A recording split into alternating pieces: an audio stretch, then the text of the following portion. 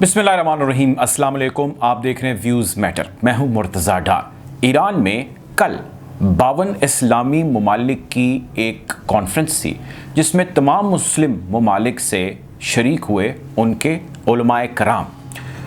उसके आखिरी दिन जो कि कल था, ख़िताब किया सुप्रीम लीडर ऑफ ईरान ने, आयतुल्लाह अली ख़ामनाई साहब ने। अब इस बयान के अंदर उन्होंने कुछ चीज़ें कही हैं। एक तो मैं आपसे शेयर करूंगा कि उन्होंने क्या चीज़ें कही हैं और मुस्लिम कम्युनिटी को उन्होंने एक पैगाम दिया है और उनके इस पैगाम को लेके काफ़ी पजीराई है जो मिल रही है। वो क्या है उसकी भी बातचीत करेंगे। अफ़गानिस्तान, लेबनान और सीरिया के हालात के बारे में भी आज की इस वीडियो में हम बात करेंगे। गुफ्तगू का बाकायदा आगाज़ करते हैं। अगर आपने हमारे चैनल को सब्सक्राइब नहीं किया तो कर ले ताकि ऐसी मज़ीद वीडियोज़ आप तक बर वक्त पहुँच सकें। अच्छा, सबसे पहले आपको वन लाइनर दे देता हूँ कि ये कॉन्फ्रेंस थी क्या।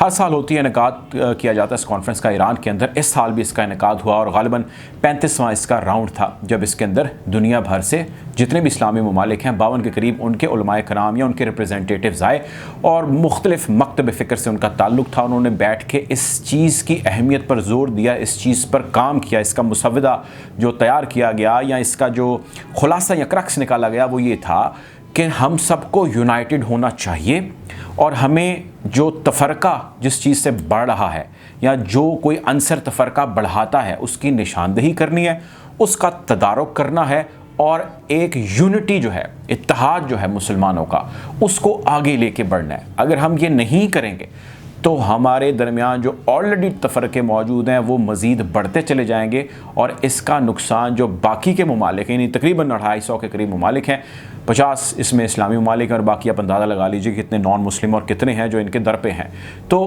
वो हमें किस किस्म का और कितना घिनौना किस्म का जो है वो नुकसान पहुंचा सकते हैं। अच्छा, ये तो था इसका मुसव्वदा और तमाम ने इससे एग्री किया और इस चीज़ की अहमियत पर जोर दिया कि हमें वो प्लान बनाना चाहिए, हमें वो पॉलिसी बनानी चाहिए जिसके तहत हम इस चीज़ को बेहतर कर सकें। इसमें ख़िताब आखिरी दिन था supreme leader of Iran Ayatollah Ali Khamenei साहब का। आयतुल्लाह अली ख़ामनाई साहब ने अपने बयान में 2-3 अहम चीज़ें कही हैं, वो आपसे शेयर कर लेता हूँ। उन्होंने चीज़ एक कही है कि मुस्लिम इत्तेहाद हमारी कुरानिक रिस्पॉन्सिबिलिटी है, यानी कि ये कोई हमारा क्या कहना चाहिए ऐसी चीज़ नहीं है कि हम इसको लेट गो कर सकें। ये हम पे बाइंडिंग है, ये हमारी ज़िम्मेदारी है, इसका हमें दर्स दिया गया है, इसका हमें हुक्म दिया गया है कि आपस में इत्तेहाद कायम करो। तो जब हम वो नहीं करेंगे तो हम यकीनी तौर पे अपनी बताई हुई मज़हब की, कुरान की, जो सबका मुतफ़िक़ा है मुसलमानों का, उस पर शुक्र खुदा का कि कोई ऐसा मसला नहीं है, लेकिन उसकी ही तालीमात की रोशनी में सबको यूनाइटेड रहने का हुक्म है। नहीं रहेंगे तो हम उसकी हुक्मदुली करेंगे या तालीमात जो है उसके ऊपर अमल पैरा नहीं होंगे, तो हम पहली गलती यहाँ पे कर रहे हैं, उसको रेक्टिफ़ाई करना है। वो ज़िम्मेदारी उन्होंने कहा मुझ पर भी आयद होती है और बाकी आप तमाम जो है वो लोगों पर या आप तमाम जो सेक्ट्स हैं, जो मसलक हैं, उन पे इसकी ज़िम्मेदारी आयद होती है। दूसरी उन्होंने चीज़ ये कही है कि भाई नाम लेके कहा है इस वक्त दुश्मन, और फिर उसमें स्पेसिफाई किया है अमेरिका, ये शिया सुन्नी फसाद करवा रहा है, सेक्टेरियन अनरेस्ट दुनिया भर में करवा रहा है और ये वक्त उसकी पीक का है। इस वक्त में इसको हमने कंट्रोल कर लिया तो वो अपना प्राइमरी ऑब्जेक्टिव नहीं हासिल कर पाएगा, और अगर आज इस वक्त में हमने उसको कंट्रोल ना किया तो वो अपना ऑब्जेक्टिव कुछ ही अरसे में हासिल कर लेगा। जिसकी उन्होंने तफसीलात कुछ बयान की, जिसमें उन्होंने ज़िक्र ये किया कि इस वक्त आप फ़लस्तीन की हालत ज़ार देख लीजिए, फ़लस्तीन के हालात देख लीजिए, वहाँ पे इसराइल का जुल्म, जबर, बर्बरियत, वहाँ पे जिस तरह वो काबिज़ हैं, जिस तरह वो मुसलमानों को ब्रूटली वहाँ पे उनकी शहादत हो रही है, उनको मार रहे हैं, उनको घरों से निकाल रहे हैं, उनके घरों पे वहाँ पे वो एनेक्सेशन कर रहे हैं, यानी यहूदियों को वहाँ पे आबाद कर रहे हैं, जो कई कई 100 सालों से जिनकी नस्लें आबाद थी, रह रहे थे, उनको भी उन्होंने अपने घरों से निकाल दिया। मस्जिद अक्सा के साथ वो क्या कर रहे हैं और कई सालों से कर रहे हैं, आप वो देख लीजिए। और उनको फ़ाइट करने के लिए या उनके ख़िलाफ़ अगर कोई आवाज़ उठती है जिसका नाम हमास है, उसको वह दहशतगर्द तंजीम करार देते हैं और वो हमास के ऊपर हमला आवर होते हैं और हमास को रंग या उसको टच देते हैं कि ये ईरान सपोर्टेड है, यानी ये शिया सपोर्टेड है, चुनाचे लार्जली फ़लस्तीनियों को इससे कोई मसला नहीं, जहाँ पे अहले सुन्नत की बड़ी तादाद मौजूद है।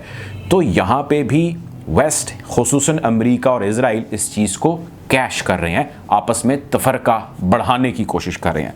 फिर उन्होंने जिक्र किया अफ़गानिस्तान की हालत का, जहाँ पे इस वक्त तालिबान की हुकूमत है और रिसेंटली अभी 2 बड़े धमाके अफ़गानिस्तान में हुए हैं, जिसमें एक धमाका कुंदूज़ में हुआ है और दूसरा कंधार की मस्जिद में हुआ है, जिसमें ऑल टुगेदर तकरीबन 150 से ज़ायद नमाजी जामे शहादत नोश कर चुके हैं। अहले तशी की मसाजिद थी जहाँ पहले तशी आके नमाज़ पढ़ते थे, उस पे ये हमले किए गए। फिर दाइश खुरासान के मुरासला, जिसमें दाइश खुरासान ने ये कहा है कि जब जब जहाँ जहाँ हमें मौका मिलेगा हम शियों को मारेंगे, बल्कि उनके घरों पे जाके मारेंगे। ये कौन सा मज़हब है जो इस तरह किसी भी नमाजी को पढ़ते हुए मारने की इजाज़त देता है? ये यकीनी तौर पे सहूनी जो है ये क़ुव्वतें हैं, हमें इनके ख़िलाफ़ बरसरे पेकार होना है। और एक मरतबा फिर आप देखिए कि जो अफ़गानिस्तान में हो रहा है, यहाँ पे शिया और सुन्नी जो है रिफ्ट, उसको बढ़ाए जाने की भरपूर तरीके से कोशिश की जा रही है। फिर जिक्र किया उन्होंने लेबनान का, विद करंट्स रेफरेंसेस उन्होंने बात की। लेबनान में उन्होंने जिक्र किया कि बैरूत में आप देखिए, बैरूत के अंदर वहाँ पे हिजबुल्लाह एक प्रोटेस्ट ऑर्गेनाइज करती है अदलिया के ख़िलाफ़, जो बैरूत में होने वाले धमाके का अजाला नहीं कर रहे। जो लोगों के फैमिली मेम्बर्स जहाँ बहक हो गए, जिनकी तादाद तकरीबन 219-20 के करीब बताई जाती है, ना उनके लिए कोई कॉम्पनसेशन है, ना ज़ख्मियों के लिए कोई कॉम्पनसेशन है। जिनके नुकसान हो गए, मिलियंस ऑफ रुपीज़ जिनके उजड़ गए, उनके लिए भी कोई कॉम्पनसेशन नहीं है। लोग इसके ख़िलाफ़ आवाज़ उठा रहे हैं कि भाई हमें जस्टिस दें। आप नहीं दे रहे हैं तो वहाँ पर बाकी बॉडीज़ भी उसका हिस्सा बन रही है। इसी तरह हिजबुल्लाह ने एक इवेंट ऑर्गेनाइज़ किया और उसके ऊपर हमला कर दिया गया, और वो किया गया एक ईसाई मेजॉरिटी तंजीम की जानिब से।